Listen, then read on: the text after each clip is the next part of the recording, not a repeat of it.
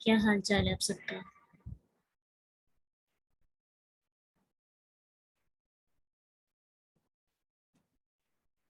الحمدللہ الحمدللہ۔ اللہ تعالیٰ سب کو ہمیشہ صحت والی، ایمان والی، تقوی والی، اخلاق والی، قرآن سے محبت والی زندگی عطا کرے، اور ہمارے اوقات میں اتنی برکتیں پیدا کر دے کہ ہم بآسانی ایسی محفلوں کے لیے وقت نکال سکیں۔ جیسا کہ آپ کو آج کے سیشن کے لیے انوائٹ کیا گیا، بیسیکلی آج کی جو نشست تھی اس کو رکھنے کا ایک مقصد بنیادی طور پر تو یہ تھا کہ ہم نے کورس سٹارٹ کیا تھا تو اس کی کلوزنگ کے لیے، تو کلوزنگ دراصل بہتر کلوزنگ وہی ہوتی ہے جس سے اگلے صفحے کی اوپننگ بھی سکھائی جائے، کیونکہ ہم زندگی کے اندر جو چھوٹے چھوٹے سفر کرتے ہیں، ایک سفر سے ہماری زندگی کا ہدف تو پورا نہیں ہو جاتا، زندگی کا مقصد پورا نہیں ہو جاتا، ہم نے سفر میں رہنا ہے، کیونکہ مومن زندگی ایسے گزارتا ہے جیسے وہ مسافر ہے۔ تو سفر میں رہنے کے لیے ہمیں پتہ ہونا چاہیے ڈیسٹینیشن کہ ہم نے کہاں تک پہنچنا ہے۔ تو بس یوں ہی سمجھیں کہ اللہ سبحانہ تعالیٰ نے آج جو وقت ہم سب کو دیا، اس کو آج ہم یوٹیلائز کریں گے، اور آج ہم قرآن کی اہمیت اور قرآن کی فضیلت پہ بات نہیں کریں گے، کیونکہ اس سے ریلیٹڈ بہت سے ہمارے سیشن ہو چکے ہیں الحمدللہ۔ آج ہم یہ بات کریں گے کہ قرآن کو کنسسٹنسی سے اپنی زندگی میں شامل کرنے کے لیے، اپنی زندگی بنانے کے لیے کون سی ٹپس اینڈ ٹرکس ہیں جن کو اگر ہم اپنائیں، اپلائی کریں اپنی لائف میں، تو ہم قرآن کے ساتھ ایک مستقل مزاجی کا رشتہ بنا سکتے ہیں انشاءاللہ۔ یہ دیکھیں گے، اور اس کے بعد ہمارے جو اسٹوڈنٹس ہیں جنہوں نے بہت محنت کی، 2 منتھس اور ان کا کورس کمپلیٹ ہوا، ان کا رزلٹ اناؤنس ہوگا، اور پھر ہماری دعا ہوگی، پھر ہمارا سیشن انشاءاللہ مکمل ہو جائے گا۔ چند باتیں ہیں، لمبی چوڑی باتیں نہیں ہیں، صرف کوئی 10 ٹپس ہیں جن کو ہم نے دیکھنا ہے، اور کچھ ایسے اسٹوڈنٹس نے بھی جوائن کیا جو آلریڈی قرآن پڑھ رہے ہیں، ریگولر ہماری کلاسز اٹینڈ کر رہے ہیں، سو وہ تفسیر کی کلاس دیتے ہیں، تجوید کی، قرآن کی، اور کچھ ایسے بھی اسٹوڈنٹس ہیں، کچھ ایسے سسٹرز نے جوائن کیا کہ جن کی زندگی کے اندر قرآن نہیں ہے، تو یہ صرف ان کے لیے نہیں ہے، ان دونوں لوگوں کے لیے ہے کہ جو قرآن کے رشتے کو اپنائے ہوئے ہیں لیکن تذبذب کا شکار ہو جاتے ہیں، کبھی جوائن کر لیا، کبھی چھوڑ دیا، لمبی لمبی چھٹیوں پہ چلے جاتے ہیں، زندگی میں تھوڑی سی مشکلات آ جاتی ہیں، تو قرآن کو جو ہے پس پش ڈال کر اپنی باقی جو ضروریات زندگی اور باقی جو مقاصد ہیں ان کو آگے رکھتے ہیں، ان کے لیے بھی، اور جو لوگ قرآن کو شامل کرنا چاہتے ہیں لیکن کچھ کمیاں یا کچھ سستیاں ہیں انسان کے اندر جس کی وجہ سے وہ قرآن سے رشتہ نہیں بنا پا رہے ریگولر بیس پہ، ان کے لیے بھی چند باتیں ہوں گی۔ ایک بات ہمیشہ آپ نے یاد رکھنی ہے کہ قرآن کے ساتھ رشتہ جو کبھی کبھار کا ہوتا ہے نا، اس سے فائدہ نہیں حاصل ہوتا، قرآن کے ساتھ رشتہ وہی ہماری زندگی کو بدل سکتا ہے جو مستقل مزاجی کے ساتھ بنایا جائے۔ کبھی کبھار تو سمجھے ہم ٹیسٹ کرتے ہیں، اگر آپ کو کوئی میڈیسن دی جائے، کبھی کبھار آپ لے لیں تو آپ کی بیماری ختم نہیں ہوگی، آپ ریگولر لیتے ہیں میڈیسن تو آپ کو فرق پڑنے لگتا ہے، آپ بیماری کا علاج آپ کو خود محسوس ہونے لگتا ہے۔ تو قرآن ہماری زندگی کی محرومیوں کی، زندگی کی پریشانیوں کی، زندگی کے مسائل کی، ہر مشکل کے حل کی دعا ہے۔ یہ ایک ایسی میڈیسن ہے کہ اگر ہم اس کو اپنی لائف کے اندر ایڈ نہیں کریں گے تو ہم ہمیشہ بیمار رہیں گے۔ یہ مرض دل کی دعا ہے، ٹھیک ہے، یہ مرض دل کی میڈیسن ہے۔ جو دل مریض ہو چکے ہیں، مردہ ہو چکے ہیں، ایون کہ جو دل مردہ ہو گئے ہیں، یہ ان کو جگانے کی وجہ بنتی ہے۔ تو دیکھتے ہیں کہ کس طرح سے ہم قرآن کو اپنی زندگی کے اندر کنسسٹنسی کے ساتھ شامل کر سکتے ہیں، اگر ہم ان 10 باتوں کو، ان 10 چیزوں کو اپلائی کر لیتے ہیں۔ پہلے اپنا گول سیٹ کریں، ان کو سیکھیں تبھی جب آپ کی نیت ہو کہ میں نے ان پہ عمل کرنا ہے یا میں نے ان کو اپنانا ہے یا قرآن کو میں نے زندگی میں ایڈ کرنے کے لیے ان 10 چیزوں کو ضرور کرنا ہے، ضرور. پھر آپ انجوائے بھی کریں گے اور آپ کو فائدہ بھی ہوگا، کیونکہ اللہ تعالیٰ عمل کرنے کی توفیق اس کو دیتا ہے جس کے اندر اخلاص ہوتا ہے.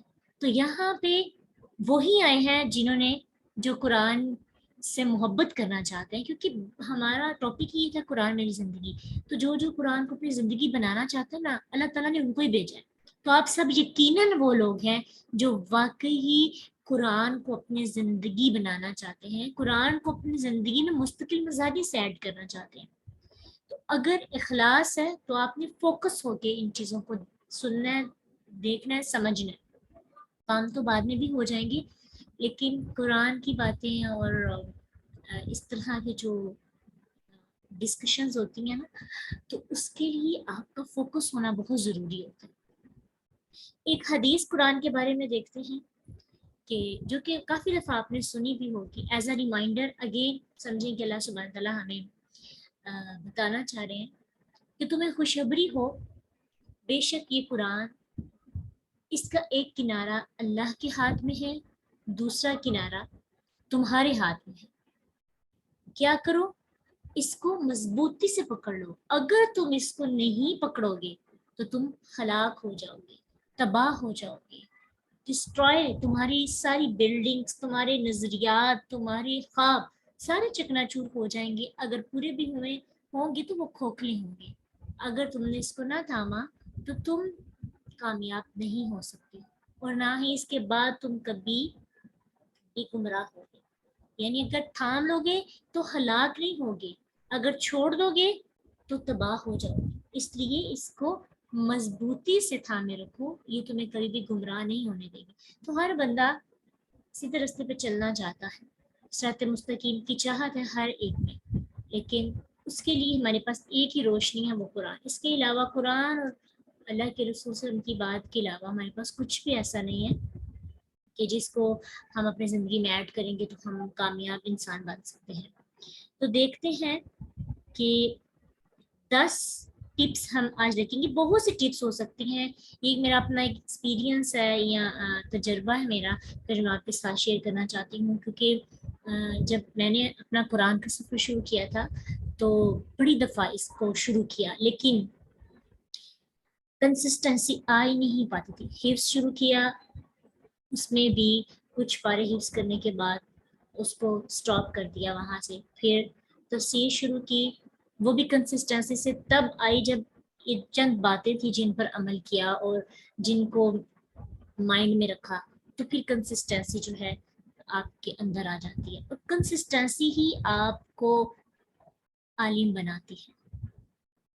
میں اکثر یہ سوچا کرتی تھی کہ لوگوں کے پاس اتنا نالج کیسے آ جاتا ہے کہ کوئی بھی بات کی جائے تو فوراً سے وہ اس سے ریلیٹڈ حدیث اور آیات بتا دیتے ہیں. تو اس طرح نہیں آتا کہ آپ کوئی ٹاپک لیں تو اس سے متعلق آیات اور حدیث یاد کر لیں ایک دن میں لگا کے، دوسرے دن دوسرے ٹاپک پہ، تیسرے دن تیسرے ٹاپک پہ. ایسے نہیں آتا.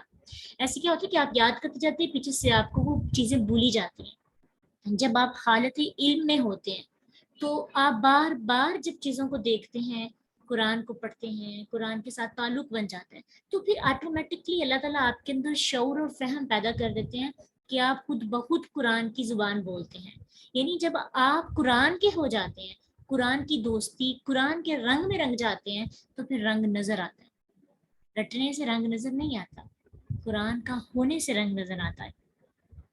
تو بس یہ آپ نے مائنڈ میں رکھنا ہے کہ اگر واقعی دین کا علم، کیونکہ دین کا علم بہت ضروری ہے خاص طور پہ ماؤں کے لیے. کیوں ماؤں کے لیے دین کا علم کیوں ضروری ہوتا ہے؟ انہوں نے اولاد کی تربیت کرنی ہے. یقین جانے آج جب دیکھا جاتا ہے نا کہ مائیں اپنی اولاد کی تربیت کس طرح سے کر رہی ہیں، تو بہت دکھ ہوتا ہے اور دل چاہتا ہے کہ پکڑ پکڑ کر ماؤں کی تربیت کی جائے. یہ ایک دل کے اندر ایک تڑپ سی پیدا ہوتی ہے، کاش ہماری امت کی مائیں، ہماری قوم کی مائیں سدھر جائیں. کیونکہ اور برائیاں بھی سب سے زیادہ عورتوں کے اندر آئی ہیں. دنیا کے اندر دل بھی سب سے زیادہ عورت کا لگتا ہے، دنیا کے ساتھ محبت بھی سب سے زیادہ عورت کی ہوتی ہے. تو عورت کی بے رغبتی، عورت کی بے نیازی، عورت کے پاس اوتھینٹک نالج کا ہونا، اس کی اولاد چاہے اس کا بیٹا ہے یا بیٹی ہے، بچپن سے بلکہ ان کی پیدائش سے پہلے عورت کی وائبس اس کے بچوں کے اندر ٹرانسفر ہونے لگتی ہیں. جو وہ سوچتی ہے، جو وہ کھاتی پیتی ہے وہ تو جاتا ہے، لیکن سوچنے، ہنسنے، رونے کے جو فیلنگز اور احساسات ہوتے ہیں وہ بچہ کنزیوم کرتا ہے. اس لیے آپ اگر میریڈ ہیں یا ان میریڈ، آپ کے لیے دین کا علم انتہائی ضروری ہے، آپشنل نہیں ہے، انتہائی ضروری ہے آپ کی اپنی آخرت کے لیے اور آپ کے بچوں کی آخرت کے لیے. یاد رکھیے، مائیں قیامت کے دن یا ماں باپ دونوں، والدین قیامت کے دن اپنی اولاد کی وجہ سے بھی سزا میں مبتلا ہو جائیں گے اگر انہوں نے ان کی اچھی تربیت نہیں کی ہوگی. ٹھیک ہے، تو اب دیکھیں کہ قیامت کے دن کچھ بوجھ ہوں گے اور اپنے ساتھ ساتھ دوسروں کا بھی بوجھ ہوگا. تو کس کا بوجھ ہوگا؟ جن کی ذمہ داری ہمیں دی گئی تھی اگر ہم نے ان کو نہیں سنوارا. اولاد کی ذمہ داری عورت کے پاس، مرد کے پاس ہوتی ہے اپنے بچوں کی تربیت کی. اگر وہ تربیت نہیں کریں گے تو قیامت کے دن کیا ہوگا؟ ڈبل، 2 in 1، اپنی برائیاں بھی لے کے جائیں گے اور اپنی اولاد کی بھی برائیاں لے کے جائیں گے. پھر آپ کی اولاد کی تربیت نہیں ہوگی تو آپ کی اولاد بھی ایسی چلے گی، تو کتنی بوجھ کمر پہ سوار ہو جائیں گے. اس لیے ہمیں اپنی تربیت کرنی ہے، اور وہ تربیت کا ذریعہ صرف یہی ہے کہ ہم سیریس ہو جائیں، سنجیدہ ہو جائیں، اخلاص پیدا کریں کہ ہم واقعی اس چیز کی خواہش رکھتے ہیں کہ ہم قرآن اور حدیث کے ساتھ جڑیں.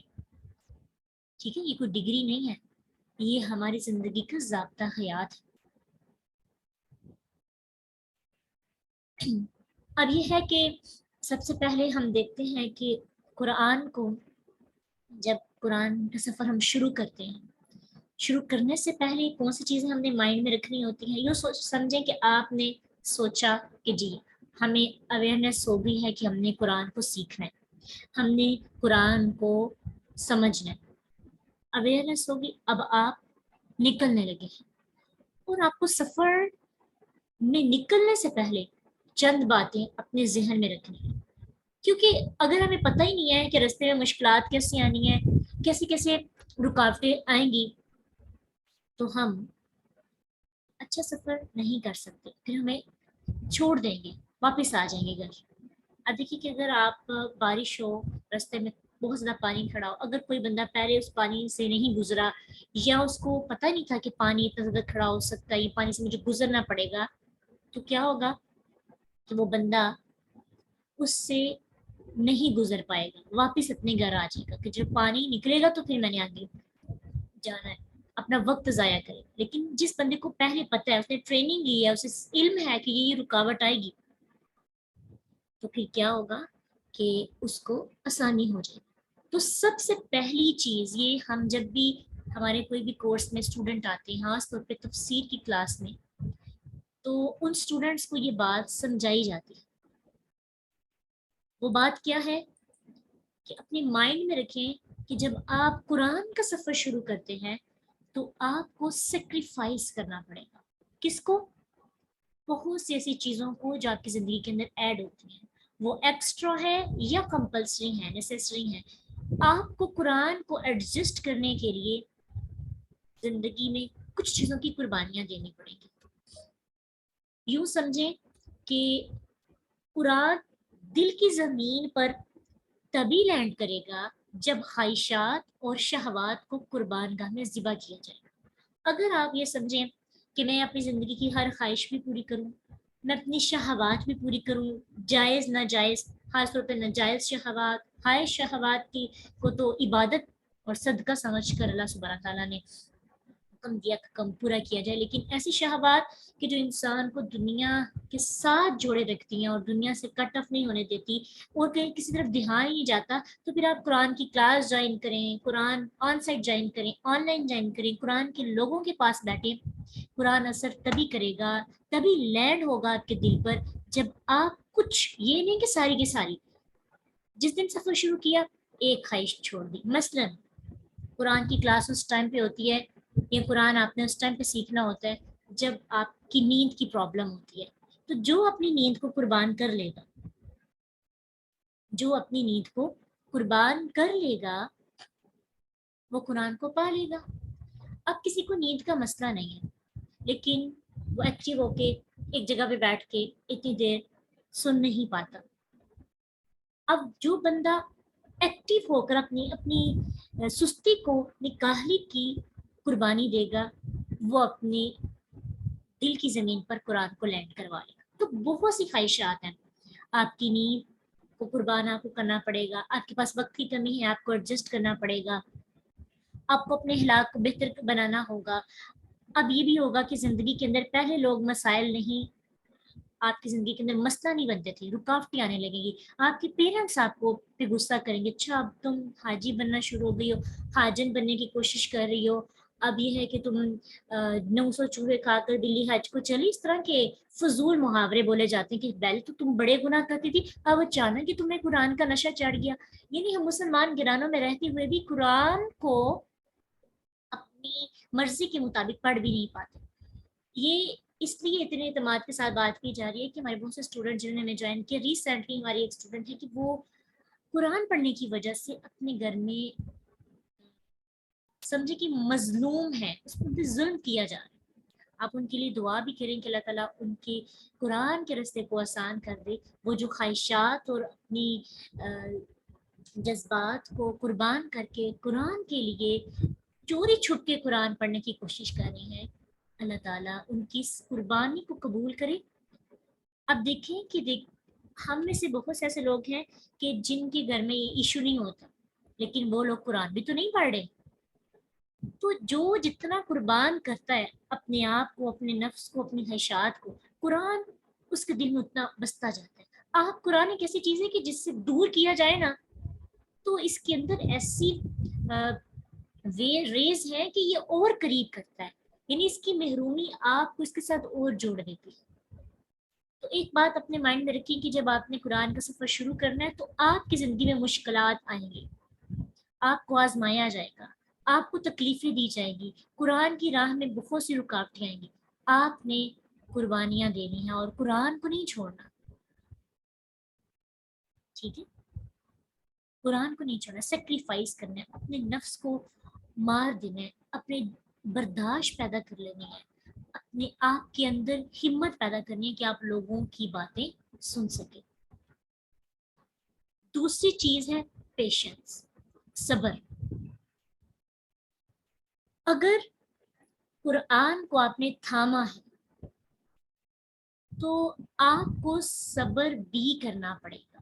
یوں سمجھے قرآن ایک روشن چراغ ہے. تو جب چراغ آپ اپنے ہاتھ میں رکھیں گے تو اس کی تپش سے ہاتھ گرم ہوگا نا، ہاتھ جلے گا. تو وہاں پہ آپ نے اس چراغ کو نیچے نہیں پھینک دینا، ڈر نہیں جانا، صبر کرنا ہے. مطلب اس کا یہ ہے کہ جب آپ پر قرآن واضح ہوگا آپ کو اپنے بارے میں بہت سی ایسی باتیں پتہ چلیں گی کہ یہ تو آپ کے اندر ہے نہیں تھی.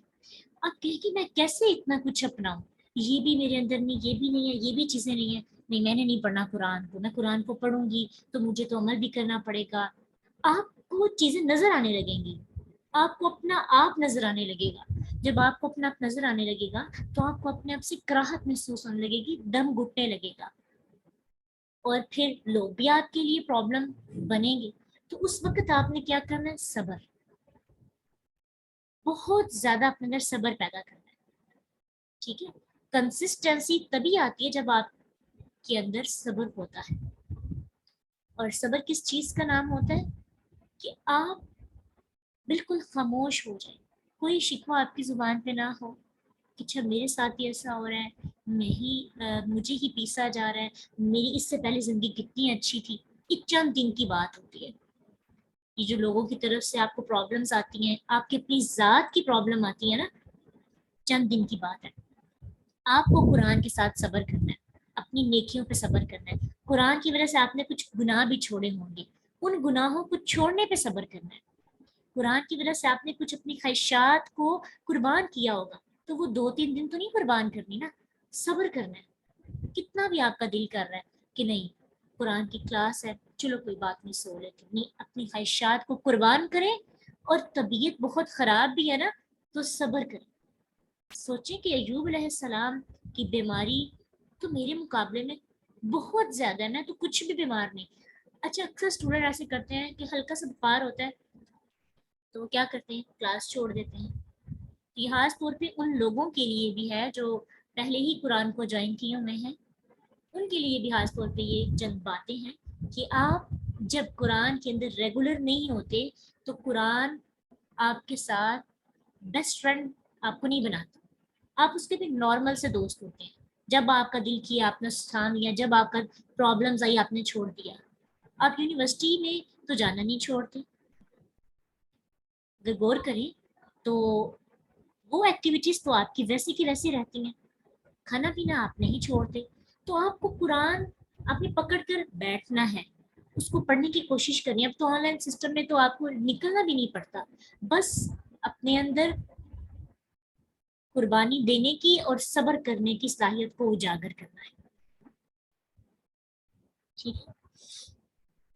تیسری چیز جو آپ کے اندر ہونی چاہیے، یہ دو چیزیں بہت ضروری ہیں. اگر ابھی آپ کو سمجھ نہیں بھی آئی نا تو جب آپ قرآن کا سفر شروع کر دیا نا تو آپ کو یہ باتیں سمجھ میں آ جائیں گی کہ مجھے کتنا صبر کرنا ہوگا. اس لیے آپ کو پہلی چیز بتا دی گئی ہے صبر. اپنے مائنڈ کے اندر یہ چیز رکھنی کہ مجھے صبر کرنا ہے بہت سی باتوں پر. کبھی کبھی آپ کو لیسن بھی یاد نہیں ہوگا کہ کیا ہوگا، کہ آپ کہیں گے نہیں اب مجھ سے نہیں ہوگا. ٹھیک ہے. ہماری ایک اسٹوڈنٹ تھی، بہت انٹیلیجنٹ تھی، لیکن ان کو کچھ سمجھ نہیں آ رہی تھی، ایشو تھا ان کا. تو انہوں نے سوچا کہ جی میں اس کو چھوڑ دیتی ہوں، مجھ سے نہیں ہو رہا، آن لائن سمجھ نہیں مجھے آ رہی، میں آن سائٹ کوئی جوائن کر لیتی، لیکن آن سائٹ بھی ان سے نہیں ہو سکا. تو ان کو تھوڑی سی گائیڈنس ملی، انہوں نے صبر کیا اور انہوں نے محبت کے ساتھ اس کو پڑھنا شروع کیا. تو اب ماشاء اللہ سے وہ بہت کنسسٹنسی کے ساتھ قرآن کو پڑھ رہے ہیں. تو یہ جو شیطان ہوتا ہے نا یہ آپ کی مائنڈ کو ڈائیورٹ کرتا ہے، کس طرف؟ محرومیوں کی طرف. پھر شیطان یہ بھی ورگلاتا ہے، اچھا قرآن کو پڑھتے ہوئے اتنی دیر ہو گئی ہے ابھی تک تو تمہیں عمل نہیں آیا، تو کیا فائدہ قرآن پڑھنے کا؟ قرآن کو پڑھتے ہوئے تو اتنی دیر ہو گئی ہے ابھی تک تو زندگی میں برکتیں نہیں آئیں. آپ قرآن کو ایک دن پڑھنے سے راتوں رات تو نہیں نا آپ کی زندگی بدل سکتی، راتوں رات تو نور نہیں آ سکتا. لوگ بھی آپ کو کہیں گے ویسے تو تم قرآن پڑھتی ہو تو تمہارے اندر یہ بھی خامی ہے، یہ بھی خامی ہے، یہ بھی خامی ہے. آپ کے گھر والے کہیں گے بھی آپ 4 دن قرآن پڑھنا شروع ہوں گی، آپ کو ارد گرد کے لوگ پتہ نہیں کتنی عالمہ سمجھنے لگیں گے اور پھر کہیں گے کہ آپ کے تو کچھ بھی نہیں ہے، ویسے تو آپ قرآن پڑھتے ہو. ایک ٹیگ لگ جاتا ہے. آپ نے صبر کرنا ہے. ایک دم اپنے آپ کو ہائی وے پہ نہیں ہم چڑھا سکتے، آہستہ آہستہ چڑھاتے ہیں، ایک ایک سٹیپ. ایک برائی چھوڑی، ایک نیکی پہ عمل کیا. جیسے جیسے قرآن گائیڈنس آپ کو دیتا رہتا ہے. ہو سکتا ہے کہ ایک بات آپ 4 دفعہ پڑھیں تو آپ کو اثر نہ ہو، 5ویں دفعہ جا کے پڑھیں تو آپ کو اثر ہو جائے. قرآن کی خوبی یہ ہے کہ اس میں تکرار بہت زیادہ پائی جاتی ہے، چیزیں جو ہے نا بار بار آتی ہیں. جیسے موسیٰ علیہ السلام کا واقعہ ہر جز کے اندر ہے، ہر جز کے اندر موسیٰ علیہ السلام کا واقعہ. تو اب پہلی دفعہ ہو سکتا ہے آپ کو اس واقعے سے کچھ لرن کرنے کو نہ ملے، لیکن جب آپ بار بار پڑھیں گے تو آپ کو کچھ نہ کچھ ضرور ملے گا. اس لیے بی پیشنس، آپ نے صبر کرنا ہے. اتنی جلد بازی نہیں اختیار کرنی کہ مجھے تو اس کی سمجھ نہیں آ رہی، مجھ سے تو ہو نہیں پا رہا، میں نہیں کر سکتی، یا میرے عمل میں تبدیلی نہیں آ رہی. بہت سے ایسے اسٹوڈنٹس بھی ہیں جنہوں نے اس وجہ سے چھوڑ دیا قرآن کو کہ ہم قرآن کو سیکھتے جا رہے ہیں، عمل نہیں ہو رہا تو ہم نہیں کر سکتے. ٹھیک ہے. تو آپ نے صبر کرنا ہے. اللہ تعالیٰ انسان کے لیے اللہ تعالیٰ نے ایک آیت سلیکٹ کی ہوتی ہے کہ اس آیت سے اگلے بندے کی زندگی بدلنی ہے. وہ آیت جب آئے گی تو بدل جائے گی نا زندگی. ہو سکتا ہے وہ آیت 30ویں پارے میں ہو سکتا ہے وہ آیت 25ویں پارے میں ہو. تو آپ اس اسم اعظم کی تلاش میں پورے قرآن کی سیر تو کریں. پھر آپ نے جو پیچھے پڑھا ہوگا وہ سارے کا سارا آپ پر اثر کرنے لگے گا. وہ اس ایک پوائنٹ کی وجہ سے، اس پوائنٹ کا انتظار کریں جو آپ کی زندگی کا ٹرننگ پوائنٹ بن سکتا ہے. تیسری چیز جو آپ نے اپنے مائنڈ میں رکھنی، پروٹیکشن. آپ نے ہائی وے پہ جانا تو آپ کو اچھی خاصی پروٹیکشن کی ضرورت ہے. آپ قرآن کے لیے ہائی وے پہ تبھی چڑھ سکتے ہیں جب آپ سیٹ بیلٹ باندھ کر شیطان کے حملے سے بچنے کی پوری تیاری میں ہوتے ہیں. آپ نے آپ کو پروٹیکٹ کرنا ہے، اور اس کا طریقہ کیا ہے اللہ تعالیٰ نے سکھایا نا. अऊज़ु बिल्लाहि मिनश्शैतानिर्रजीम, अल्लाह ताला से पनाह मांगी। और ये ऐसे ही ना पढ़े औज़ु बिल्लाहि मिनश्शैतानिर्रजीम बिस्मिल्लाहिर्रहमानिर्रहीम, नहीं, फील करके बार बार पढ़े। हो सके तो जब तक आपको फीलिंग्स नहीं ना आ जाती कि आपने अच्छे तरीके के साथ सीट बेल्ट बांध लिया है, अल्लाह ने आपको आपकी बात एक्सेप्ट कर ली है, जब तक शैतान के ख्यालात नहीं ना निकलते, आप इसको बार बार रिवाइज कर सकते हैं। इसीलिए जब आप कुरान की क्लास के लिए बैठते हैं तो 5-6 मिनट पहले बैठा करें, बार बार अपने आप को रेडी किया करें। अऊज़ु बिल्लाहि, बार बार अऊज़ु बिल्लाहि मिनश शैतानिर रजीम, या अल्लाह शैतान के हमले से मुझे बचाना। मैं हाईवे पे चढ़ने लगी हूँ, मुझे अपनी गाड़ी चलानी है, तो मेरे लिए शैतान को मुझसे बहुत दूर कर दे। ठीक है, तो ये बहुत ज़रूरी चीज़ है, क्योंकि शैतान अगर आपके साथ होगा ना तो आप सिर्फ रीड करेंगे, तदब्बुर नहीं कर सकते, इंटरेस्ट लेके नहीं पढ़ सकते, आप दिमाग नहीं खपा सकते, गहराई में नहीं जा सकते। कुरान तो एक समंदर है, आपको तैराकी करनी है। जब पीछे से बार बार शैतान पत्थर फेंकेगा तो आपका ध्यान बार बार पीछे ही होगा। तो आपको कुरान तक जाने से पहले पहले प्रोटेक्शन लेनी है अल्लाह ताला से। या अल्लाह प्रोटेक्ट मी प्लीज, किसके अपोजिट मुझे प्रोटेक्ट करें? शैतान के हमले से। अब शैतान के हमले कैसे कैसे हो सकते हैं? जैसे अभी आपने लिखा कि मुझसे शैतान ने कुरान की दोस्ती इसलिए छड़वा ली कि बाकी तो इतना अच्छा तदब्बुर करते हैं, इतना इंटरेस्ट लेते हैं, तो मैं नहीं ले पा रही, तो मैंने नहीं सीखा। ये शैतान का हमला है, इससे अल्लाह की प्रोटेक्शन चाहिए हमें। ताऊद जब आप पढ़ते हैं ना, ताउस पढ़ते हैं, अल्लाह को कहा करें अल्लाह मुझे शेल्टर दे दें। जैसे आप किसी सफ़र पे जाएं तो आपको पनाह की ज़रूरत होती है, अगर बारिश वगैरह आ जाए तो आप पनाह के लिए किसी के घर ठहर जाएं, किसी झोंपड़ी में, किसी शेड के नीचे हो जाए। तो इसी तरह जब आप कुरान के सफ़र पे निकलते तो आपको शेल्टर की ज़रूरत होती है, आपको पनाह की ज़रूरत होती है, आपको बुलेट प्रूफ जैकेट्स पहननी होती है। और अगर शैतान हमले करने भी लगे तो उसका तरीका अल्लाह ने क्या सिखाया? चौथी चीज ब्लेसिंग्स, यानी अगर हादसा पेश आ जाता है, यानी आप पर शैतान हमला कर देता है, अब उसका हमला इस तरह का नहीं होना चाहिए कि वो हमें रेस्क्यू में जाने ना दे और हम डेड हो जाए। नहीं, बिस्मिल्लाहिर्रहमानिर्रहीम का मतलब ये होता है कि आपको अगर शैतान आप पे हमला कर देता है तो हादसा से बचने के लिए रब्बुल इज़्ज़त की खास रहमतों की जरूरत होती है। तो कुरान पढ़ने से पहले रहमान और रहीम से ताल्लुक बना लीजिए खास तौर पे, ताकि अगर आप पर हमला हो भी जाए, जैसे आपको शैतान ने कहा कि नहीं सब इतना अच्छा पढ़ रहे हैं तो मैं सबके सामने लेसन सुनाऊंगी तो मुझे शर्म आती है, आपको ये टेंशन होती है कि मैं जो है लोग मेरा मजाक उड़ाएंगे, या फिर लोग कहेंगे कितनी नालायक है, या फिर आप यूनिवर्सिटी में बहुत ज़्यादा इंटेलिजेंट थे, आपको आदत थी टॉपर्स बनने की, अब कुरान में आप टॉप नहीं कर पा रहे। रीज़न ये होती है कि आपके हालात अब चेंज थे, आप फ्री थी, आप अनमैरिड थी, अब आप मैरिड हैं, आपके पास बेबी भी है, आप उसको भी देखती हैं, लेकिन आपकी ये बहुत बड़ी बात है कि आप कुरान को साथ लेके चल रही हैं। कोई बात नहीं, आप पीछे हैं लेकिन आप काफिले में तो हैं। तो अगर हमला हो जाता है ऐसा तो आपके पास रेस्क्यू होनी चाहिए कि आपको फौरन रेस्क्यू किया जाए। ठीक है, फौरन आपको समेटा जाए। वो कौन कहता है? अल्लाह। तो जब आप कहते हैं ना बिस्मिल्लाहिर्रहमानिर्रहीम, शुरू अल्लाह के नाम से। क्यों अल्लाह के नाम से शुरू करें? जिसकी ब्लेसिंग बहुत ज्यादा है, जो जो मुशरिकीन पर भी रहमतें करता है, जो परिंदों पर भी रहमतें करता है, जो रहमान और रहीम है ना, इन दोनों में बहुत फर्क है। वैसे तो ये कुरान क्लास में बताने वाली बात है, लेकिन अगर थोड़ा सा अगर आप देखें, जो रहमान है ये अल्लाह ताला की ऐसी सिफत है जो हर एक पर है। मसलन मुशरिकीन पर भी, मुनाफिकीन पर भी, काफरों पर भी, मुसलमानों पर, चरिंद परिंद, पहाड़, दरख्त, जानवर, हर एक पर। और रहीम वाली जो अल्लाह की सिफत है ना, रहम, जो रहीम वाला रहम है, वो अल्लाह का सिर्फ मोमिनीन पर है। तो जब आप रहीम कहती है ना तो फीलिंग्स के साथ कहा करें बिस्मिल्लाहिर्रहमानिर्रहीम। जब रहीम कहें तो आपके अंदर से आवाज़ है या रब मोमिनीन की सफ में शामिल करके मुझ पर अपनी सिफत रहीम को मुकम्मल कर दे, कि मुझसे ये रहमत, क्योंकि रहीम का मतलब होता है अरबी की ये एक वज़न है फ़ाइल, उसके वज़न पर है रहीम। اس کا مطلب ہوتا ہے کہ ایسی رحمت جو ہمیشہ ہے، ڈے 1 سے لے کے جب تک آپ جب جنت میں بھی جائیں گے تب بھی ہے. تو رحمان کے اندر یہ صفت ہے کہ یہ اللہ تعالیٰ کی رحمت جو ہوتی ہے نا، یہ صرف مستقل طور پر نہیں ہے، عارضی طور پر ہے. جب تک اس دنیا کے اندر ہے تو اللہ کی رحمت ہے کافروں پر بھی، منافقین پر بھی. تو جو رحیم والی رحمت ہے نا، وہ مرنے کے بعد بھی ہوگی. تو مرنے کے بعد کافروں پر تو اللہ رحم نہیں کھائیں گے، مشرکین پر، منافقین پر تو رحم نہیں کھائیں گے. اللہ کس پر رحم کریں گے؟ مومنین پر، مسلمانوں پر. کیسی رحمت؟ کہ جب ان سے مسٹیکس جو ہو گئی اللہ تعالیٰ ان کو معاف کر کے ان کو جنت میں داخل کر دیں گے.